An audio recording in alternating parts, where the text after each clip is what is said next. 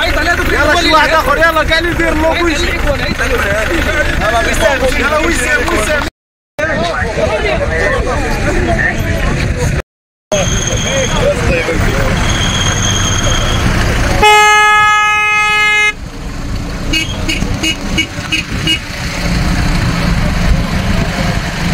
ديما صابر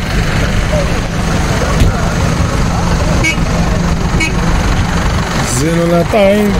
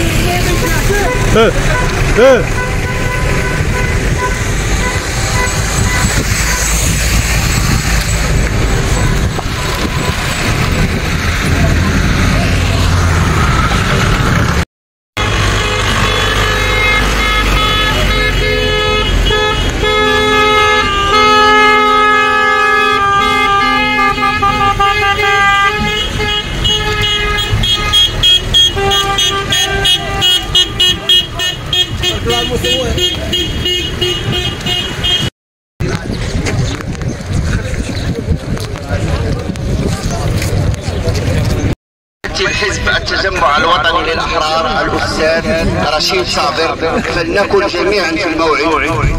كما عهدناه فيكم من أجل مصلحة منطقتنا، فلنصوت وبكثافة ولنكن صلة وصل بين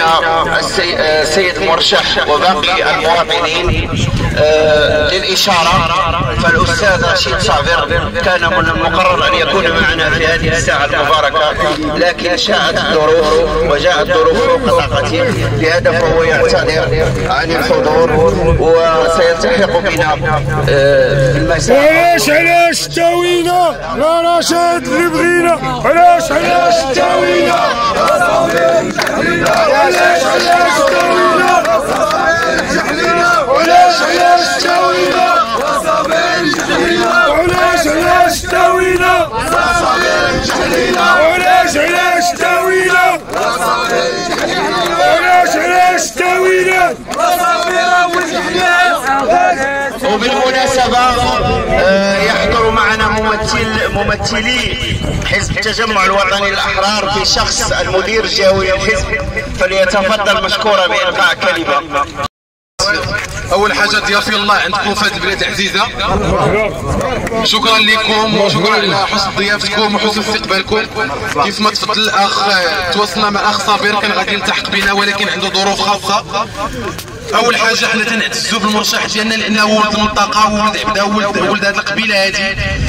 داكشي علاش بغينا كلنا نساندوه. جماعه بخاتي هي بطبيعه الحال المنطقه ديال الاستاذ صابر، كنا تنعزوا بالمرحله اللي دوز في الرئاسه ديال الجماعه والمرحله كامله اللي عشنا معها في حزب التجمع الوطني الاحرار كاملين ان شاء الله بحول الله الناخب والناخبات ديال جماعه الخاتي والمنطقه ديال عبده كامله نحاولوا ما امكن نهار الخميس ان شاء الله بحول الله 22 في الشهر هذا الخميس اللي قدامنا كلنا ان شاء الله بحول الله نلتحقوا بالمكاتب ديال التصويت ونصوتوا على رمز الحمامه الرمز ديال المصوت الرمز ديال المرشح ديالنا ان شاء الله بحول الله غادي يكون عندنا برلماني اللي هو ولد المنطقه ولد القبيله نائب برلماني اللي غادي يهز لهم ديال هذه القبيله واللي غادي ينقل لهم ديالها ان شاء الله بحول الله لقبه البرلمان كلنا ان شاء الله بحول الله نتكاتفوا باش نصوتوا على الاخ صابر رشيد صابر ولد المنطقه ولد عبده كنشكركم بزاف على حسن الضيافه